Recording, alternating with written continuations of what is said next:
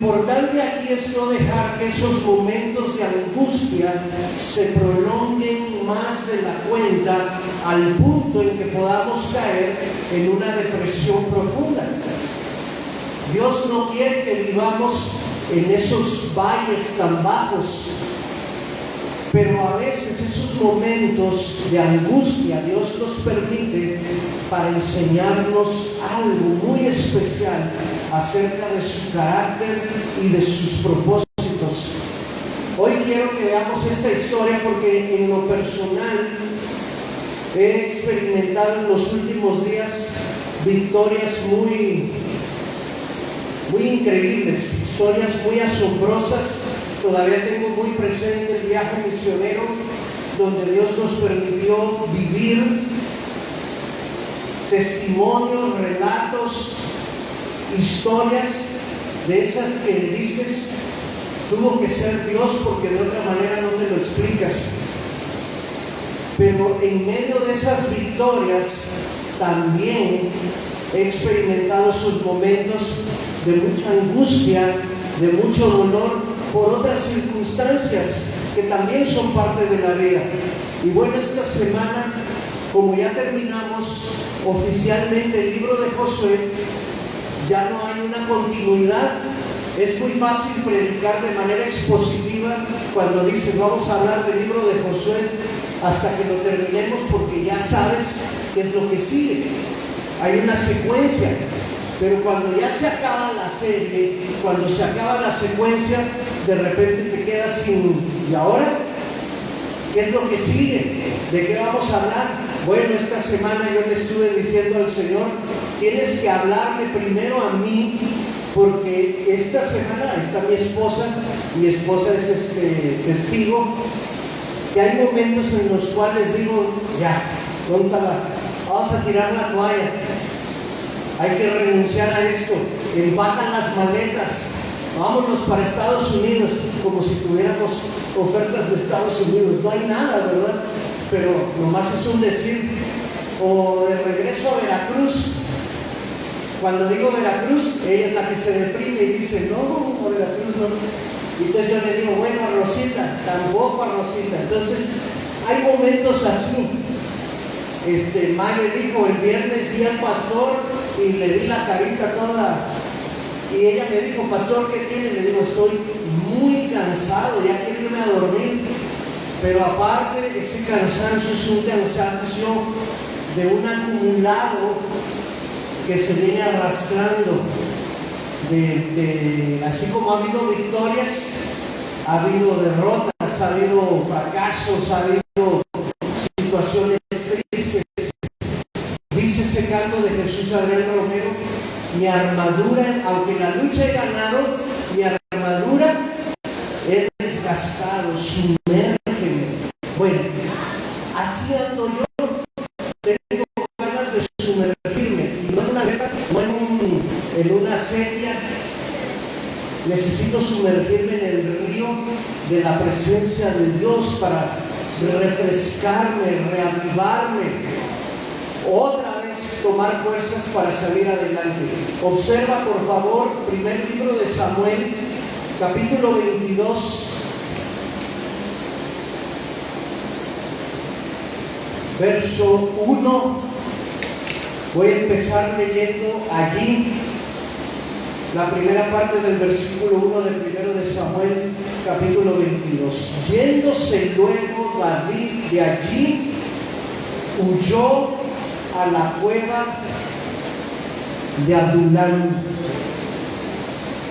Yéndose David de allí, huyó a la cueva de Adulam. ¿Yéndose de dónde? David acababa de visitar en el capítulo anterior al sacerdote para pedir ayuda porque viene huyendo de Saúl, que ya se ha propuesto matarlo. Antes, unos años antes, no mucho, David acababa de experimentar una de las más grandes victorias que registra la Biblia, que es la del muchacho adolescente derrotando al gigante, en 1 de Samuel 17. Esa victoria fue una victoria que quedó registrada en la historia de Israel. Recuerden que las mujeres cantaban: Saúl hirió a sus miles, pero David mató a sus 10,000. Había quedado tan grabado en la mente y en el corazón de los israelitas la victoria contra los filisteos, que David había saltado de ser un pastorcito de ovejas escondido en las montañas y en las praderas, a de repente cobrar fama y notoriedad. En un lapso de pocos años, un joven entre los 15 y los 20 años fue ungido como rey por Samuel, mató al gigante, se convirtió en el soldado favorito de todas las mujeres de Israel, se casó con Mical, se convirtió en yerno del rey, se convirtió en uno de los escuderos y brazos fuertes del rey Saúl, trabó una amistad con Jonatán su hijo y encabezó las primeras batallas militares de Israel en contra de los filisteos. En un lapso de 5 años, la vida de David había sido una vida que dio un giro inesperado, un giro de 180 grados. De repente, escondido, a estar en el ojo público. De repente, de tener la gracia y el consentimiento del rey, a tener ahora la animadversión y el odio del rey Saúl. De ser un pastorcito a ser un soldado. Y entonces, cuando llegan las noticias de que Saúl ha determinado matar a David, David va en busca de ayuda con el sacerdote Ahimelech en el capítulo 21. Allí el sacerdote Ahimelech tenía en custodia la espada con la cual David había matado a Goliat, y el sacerdote se la entrega y le dice: con esta ayúdate, prepárate para lo que viene, porque ahora eres un fugitivo y necesitas andar armado, necesitas defenderte, necesitas protegerte. Cuando David termina de esa entrevista con Ahimelech, es entonces que empieza el capítulo 22, donde leemos: yéndose David de allí. ¿De dónde? De la presencia de Ahimelech, de haber visitado al sacerdote. ¿Hacia dónde se dirige David? Dice que huye y se refugia en la cueva de Adulam. Esta cueva, hermanos, es una cueva muy especial. Adulam nos va a recordar que pueden existir milagros también en medio de la oscuridad. Porque cuando tú entras a una cueva, todo se vuelve oscuro. Vamos a ver lo primero que encontramos, el primer milagro. El milagro del nombre. ¿No te parece increíble que el nombre Adulam en hebreo signifique refugio? Eso significa esa palabra. David creyó que él estaba huyendo hacia la cueva de Adulam, pero yo no lo creo así. Yo creo que es Dios el que atrajo a David a la cueva de Adulam. Esta cueva se situaba en la ciudad del mismo nombre y era una ciudad cercana a tan solo 20 kilómetros de Belén. ¿Qué tiene que ver Belén? Pues esa era la ciudad natal de David. David nació en Belén, así que muchos historiadores dicen que David ya conocía esa cueva de cuando era pastor de ovejas de su papá. Como Belén quedaba muy cerca, muy seguro es que David llevaba las ovejas a lugares desiertos, y allí quizás David ya había visto, ya había conocido aquella cueva tan especial. También Adulam se encontraba a tan solo 3 kilómetros del mismo valle donde David había derrotado a Goliat años atrás. Así que era un lugar estratégico, era un lugar conocido, un lugar familiar, donde Dios tenía algo que platicar y que mostrarle a su futuro rey. Dios atrae a David a la cueva y lo lleva allí para que pueda encontrar refugio. El refugio, hermanos, no está tanto en el lugar, sino en la persona que acompañó a David hasta ese lugar. ¿Quién crees que acompañó a David a la cueva? ¿Quién crees que estaba con él en esa cueva? Físicamente nadie había en la cueva con David. David entró solo a la cueva. Pero espiritualmente el Señor estaba allí esperando a su siervo, esperando a su futuro rey. Ya Dios había preparado la cita, el lugar para tener un encuentro especial con este joven que necesitaba desesperadamente ayuda, compañía, ánimo, aliento para lo que venía por delante. Recuerda, David venía de ser perseguido, de ser odiado por su suegro, de ser rechazado por los filisteos, de perder a su mejor amigo Jonatán, de tener que dejar separarse de su esposa Mical, de vivir en el palacio a andar como un fugitivo en el desierto. Así sucede a veces, que después de grandes victorias vienen tiempos de sequedad, tiempos difíciles, tiempos de angustia. Pero nunca olvides, hermano, te pueden dejar solo todos, menos uno. Y ese uno es nuestro Dios. Por eso Dios siempre va a buscar la manera de atraernos a su presencia, de llevarnos a un lugar solitario donde solamente Él y tú puedan encontrarse en la intimidad. Así que, yéndose David de allí, se encontró refugiado en la cueva de Adulam. Primer milagro, el nombre. Adulam significa refugio. David pudo ir allí gracias a que muchos años antes Josué había conquistado ese territorio. Ustedes lo pueden ver en Josué 12:15. Adulam fue una de las ciudades que también Josué conquistó cuando entró a la tierra prometida. El segundo milagro, ¿qué sucedió en la cueva? Samuel no nos narra lo que sucedió en la cueva. De repente se brinca a la última parte que les quiero compartir. Pero David sí nos cuenta lo que pasó en la cueva. Salmo 142.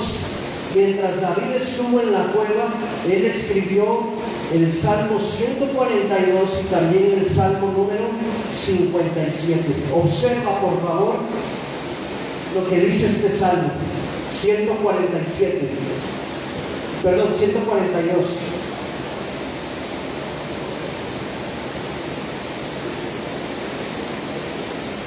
Con mi voz clamaré a Jehová, y con mi voz le pediré a Jehová misericordia. Delante de él expondré mi queja, delante de él manifestaré ¿qué? Mi angustia. Cuando mi espíritu se angustiaba dentro de mí, tú conociste mi senda. En el camino en que andaba me escondieron lazo. Mira a mi diestra y observa, pues no hay quien me quiera conocer. No tengo refugio, ni hay quien cuide de mi vida. Hasta aquí encontramos a David al inicio de haber entrado a esa cueva. Y si tú observas, hermano, David es sincero. Señor, yo andaba en un camino, pero en ese camino me tendieron trampas. ¿A quién se está refiriendo? A Saúl. Me tendieron lazo, me persiguen, me acechan. He tenido que huir porque no hay quien cuide de mí, no tengo amigos, nadie me sigue, nadie me apoya, no tengo refugio, mi alma está angustiada, mi espíritu está lleno de angustia. ¿Puedes identificarte con David? Ese es el inicio. Los primeros días en la cueva, David aprovecha para derramar su alma delante de Dios y expresarle su sentir. Los primeros 4 versos nos hacen ver que David no la estaba pasando para nada bien. Yo puedo identificarme con él, puedo sentir lo que él siente. Pero mira cómo va cambiando el tono del clamor a partir del versículo 5. Pero clamé a ti, Jehová, y me dije, tú eres mi esperanza, y tú eres mi porción en la tierra de los vivientes. Escucha mi clamor, porque aunque estoy muy afligido, tú me vas a librar de los que me persiguen, porque son más fuertes que yo. Saca mi alma de la cárcel para que alabe tu nombre. Me rodearán los justos, porque tú me serás propicio. Vámonos al Salmo 57. Este también lo escribió David mientras estaba en la cueva, huyendo de la persecución de Saúl. Ten misericordia de mí, oh Dios, ten misericordia, porque en ti ha confiado mi alma y en la sombra de tus alas me ampararé hasta que pasen los quebrantos. Clamaré al Dios Altísimo, al Dios que me favorece, y Él me hará desde los cielos y me salvará de la infamia del que me acosa. Dios enviará su misericordia y su verdad. Mi vida está entre leones, estoy echado entre hijos de hombres que vomitan llamas. Sus dientes son lanzas y saetas, y su lengua espada aguda. Exaltado sea sobre los cielos, oh Dios, sobre la tierra sea tu gloria. Red han armado a mis pasos, se ha batido mi alma. Hoyo han cavado delante de mí, en medio de él han caído ellos mismos. Pronto mi corazón está, oh Dios, mi corazón dispuesto para cantarte y trobar salmos. Despierta, alma mía, despierta, salterio y arpa. Me levantaré de mañana y te alabaré entre los pueblos, cantaré de ti entre las naciones. Porque grande es hasta los cielos tu misericordia, y hasta las nubes tu verdad. Exaltado seas, oh Dios, sobre los cielos, sobre toda la tierra sea tu gloria. Yo te pregunto, hermano, cuando David cambia el tono de su cántico y empieza a alabar a Dios, empieza a exaltar a Dios, empieza a visualizar el futuro diciendo, voy a ser librado, me van a rodear los justos, Dios me va a ayudar, me va a permitir salir de este tiempo de angustia. Yo te pregunto, ¿ya estaba eso sucediendo? Cuando David escribe ese cántico, ¿en dónde seguía estando David? Él seguía en la cueva, y afuera seguía estando Saúl y su ejército, y todavía el palacio, Jerusalén, quedaba lejos, y todavía no tenía a su esposa con él, todavía su vida corría peligro.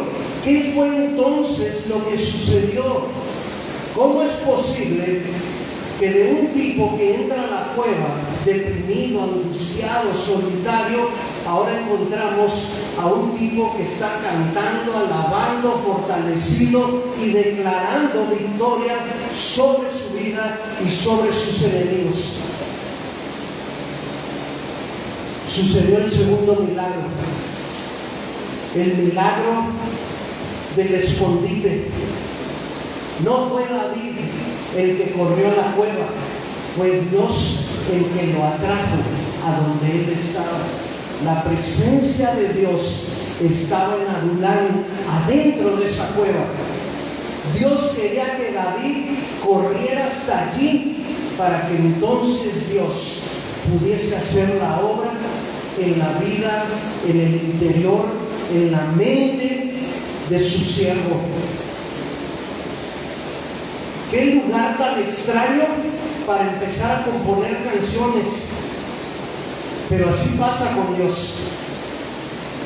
A veces Dios nos va a quitar del bullicio de las actividades para decirte: ven, deja todo lo que estás haciendo, huye de aquello que te distrae de mí y ven a mi presencia, refúgiate, yo soy tu refugio. Quiero mostrarte algo que tus ojos físicos no están viendo en este momento, pero que yo quiero mostrarte por los ojos de la fe, para que vuelvas a encontrar aliento, para que vuelvas a encontrar las fuerzas, para que vuelvas a regocijarte en la victoria que yo tengo prometida para ti. Hermano, ese segundo milagro solo sucede en la intimidad con Dios. Es difícil que pueda suceder cuando estamos rodeados de una multitud.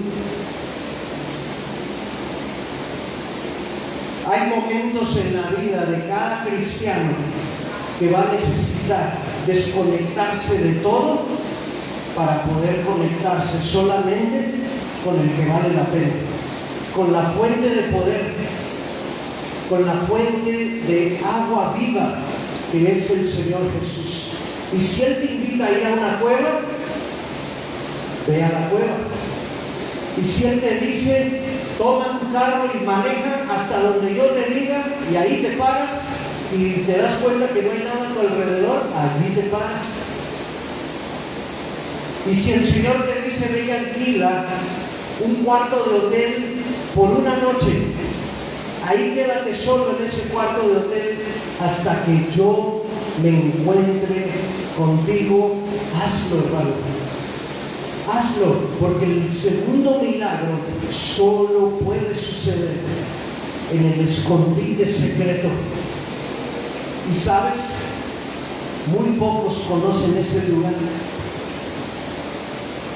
Dios tiene un lugar secreto, un escondite preparado especialmente para sus guerreros, para sus conquistadores, para sus siervos, donde Él se encarga de repararlos con su mano tierna, con su mano de poder sobre nuestras vidas.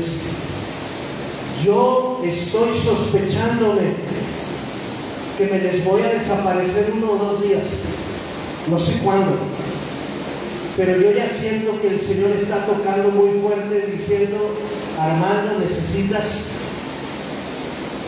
el segundo significado de Adulán. Adulán no solo significa refugio, significa lugar de retiro.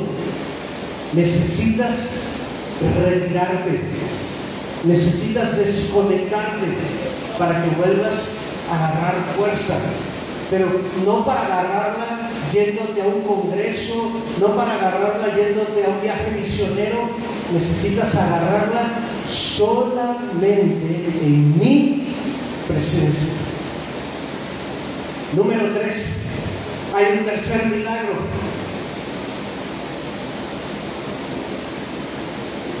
Dice el pasaje en el versículo 1: cuando David estuvo en la cueva de Adulán, pasó un tiempo en el cual sucede el milagro número 2. Pero entre el 1 y el 3 Estuvo ese 2 allí para hacer la obra en David, pero entonces el Señor cierra con broche de oro. La noticia llega a oídos de su familia de que David está escondido en la cueva de Adulam. Y dice que sus hermanos y toda la casa de su padre lo siguieron y vinieron. ¿A dónde? ¿A dónde fueron? A la cueva, a Adulam. Se metieron allí a donde estaba David. ¿Recuerdas el Salmo 142 que escribió David? Todavía no sucedía, pero por ojos de la fe él escribió: me rodearán los justos, no me dejarás solo en mi angustia, y con mi cántico te exaltaré. Los justos empezaron a llegar. La familia se hizo presente. Llegó papá, llegaron sus hermanos, empezaron a rodearlo, empezaron a poner su mano sobre su hombro, empezaron a pasar lista, empezaron a decir: aquí estamos contigo, hijo de Isaí. Nosotros, tu familia de sangre, aquí estamos en la cueva contigo, no estás solo. Pero sucedió algo más. Versículo 2. Además de la familia, se juntaron con David todos aquellos que estaban, ¿cómo? Afligidos, todos aquellos que estaban endeudados y todos aquellos que se hallaban en amargura de espíritu. Tres características tenía el resto de ese grupo: endeudados, amargados y afligidos. ¿Por qué el Señor escogió esa clase de personas para acompañar a David?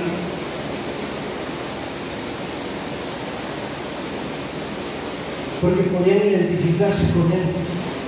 Cuando David entró en la cueva, ¿cómo estaba? Estoy angustiado y afligido. ¿Quién llegó con él? Los afligidos. Señor, siento amargura porque he luchado por ti, he luchado por tu pueblo, he luchado por la causa del rey, y ahora todos ellos me dan la espalda. Luché por tu gloria, luché por tu causa, y sin embargo ahora toda esa gente me da la espalda. Hay una amargura de espíritu allí. Sientes que la vida te debe algo, que están endeudados contigo y que tú estás en deuda también. Entonces es simplemente simpático que así como David se sentía, las personas que vienen para estar con él están en la misma condición que el propio David.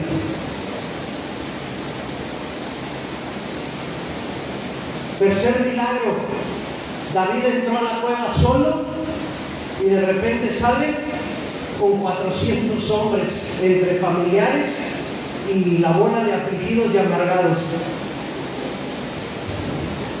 Entró sin honores. El único honor que le quedaba era que había sido ungido como rey futuro por Samuel, pero eso todavía faltaba mucho para tomar posesión. David fue ungido como a los 14, 15 años y pudo ejercer como rey hasta los 30 años. 16 años David fue probado por Dios en su carácter en el desierto mientras huía del rey Saúl. Entró sin honores, pero dice el pasaje que aquellos 400 hombres lo hicieron su jefe y él fue convertido en capitán de ellos. La familia y los hombres que se juntaron con David supieron reconocer que algo había sucedido en aquella cueva con David. Aquí estamos, pero necesitamos que alguien nos lidere, y nadie mejor que tú, porque tú acabas de tener un encuentro con Dios. Necesitamos que tú nos marques el paso, la pauta, el rumbo a seguir. Aquí están nuestras armas, aquí está nuestra fuerza, aquí está nuestra lealtad para seguirte. Honestamente, hermanos, los 400 eran tipos que yo no habría reclutado en mi sano juicio. ¿Para qué quiero más afligidos y más amargados? Ya conmigo basta, ¿no? Pero así es Dios. Dios te va a rodear de gente que necesita también un cambio como tú lo necesitaste en su momento. Nadie mejor que David para ahora ministrar y comprender a esas personas, a esos que tenían toda clase de problemas, y que más adelante podemos leer en el mismo libro de Samuel que se convirtieron muchos de ellos en el ejército de los valientes de David. Un ejército que dice la Biblia, no ha habido otro como ese. Ellos se convirtieron en la élite militar de todos los tiempos. Dicen que eran hombres feroces como leones, ágiles como los cervatillos en las montañas. Hombres que no tenían miedo de lanzarse a la guerra. El tercer milagro es que Dios produce un milagro de transformación, no solo en el líder, sino también en las personas que se juntan con él, que lo rodean y que deciden compartir su vida y formar un equipo. A lo que voy con esta enseñanza es que creo que después de haber estudiado el libro de Josué, de haber experimentado tiempos de conquista, de haber experimentado victorias de manera personal, familiar, como iglesia, puede venir un desgaste natural y un contraataque del enemigo para desanimarnos. Algunos ya han estado experimentando esos contraataques. Haz de cuenta que fuimos a un panal de avispas a quitarle de abejas, a quitarle su miel, o como en un avispero a pegarles con un palo. ¿Qué pasa cuando le haces eso a un avispero? Se alborotan, se enojan y van a buscarte, te persiguen. Las abejas, cuando les robas su miel, también se molestan y van detrás de ti. Bueno, Satanás se siente así, se siente despojado, se siente que le hemos quitado aquello que le pertenecía, y él va a contraatacar. Va a contraatacar en tu hogar, en tu matrimonio, con tus hijos, con tu economía, con problemas en el trabajo, con situaciones en la iglesia.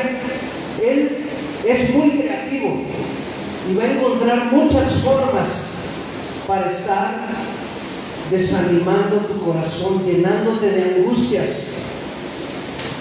Cuando puedas identificar que tu corazón, que tu espíritu se ha llenado de angustia y aflicción, es tiempo de correr a la cueva. Es tiempo de escaparse a Adullam. Es tiempo de ir al refugio perfecto que es nuestro Señor Jesús, para que Él nos repare, para que Él nos sane, para que Él nos reanime y para que Él nos vuelva a dar propósito y victoria. ¿Cómo salió David de Adullam? Salió fortalecido, salió con 2 nuevas canciones para el libro de los Salmos.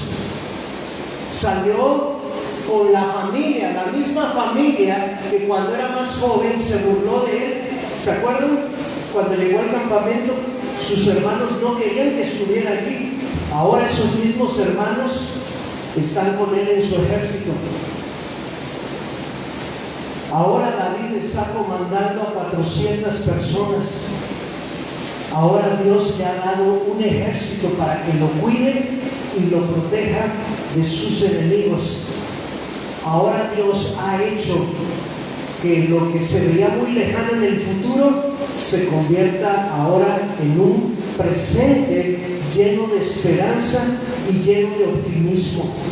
Estoy seguro que el encuentro de Adulam fue tan vital en la vida de David que fue lo que lo ayudó a resistir los siguientes 10 años antes de poder ocupar el trono de Israel. Todavía de esta experiencia hasta que David ya fue rey, todavía pasaron 10 años. Si David hubiese estado solo, sin su familia, sin un ejército, quizás la cueva de Adulam habría servido más como un sepulcro que como un lugar de victoria. En los propósitos de Dios, Él quiere que la cueva se convierta en tu lugar de victoria y no en el lugar a donde vas a morirte, a enterrarte de tristeza y de angustia. Así que quiero invitarte, hermano, esta mañana para que le digas a Dios: Señor, ayúdame a estar muy atento, muy fino en mi oído espiritual, para que cuando llegue la orden de parte tuya de desconectarme, de huir, pueda hacerlo. Porque yo también quiero encontrarme contigo en esa cueva. También necesito ese refugio, ese descanso, ese retiro para enfrentar lo que viene con nuevas fuerzas, para saber que no estoy solo, para saber que has levantado un ejército al lado mío para seguir luchando para la gloria de tu nombre. ¿Estás dispuesto, hermano? ¿O le vamos a dar lugar a la depresión, a la angustia, a la aflicción, a la amargura, al diablo? Y vamos a ir a la cueva, pero vamos a ir con la pala, ¿verdad? Para cavar nuestra propia tumba y decir: hasta aquí llegó Armando, descansa en paz. Bueno, no, en paz no, descansa en amargura, en aflicción, porque nunca encontró la paz. No se trata de eso. Dios sabe todo acerca de ti y acerca de mí. Y Él sabe cuándo necesitamos este periodo especial para que Él haga una reparación profunda en cada uno de nosotros. Ojalá que en los siguientes días podamos ir escuchando testimonios de algunos que digan: yo ya tuve mi Adulam. A lo mejor no fue en una cueva, a lo mejor fue en tu cuarto, a lo mejor fue en el jardín de tu casa, o en algún lugar que tú conoces muy especial que te ayuda a conectarte con Dios. Donde quiera que sea, si el Señor te pide que lo busques, búscalo. No dejes pasar esa oportunidad. Cerramos nuestros ojos y vamos a ver si podemos hacer una oración con ojos de fe. Quizás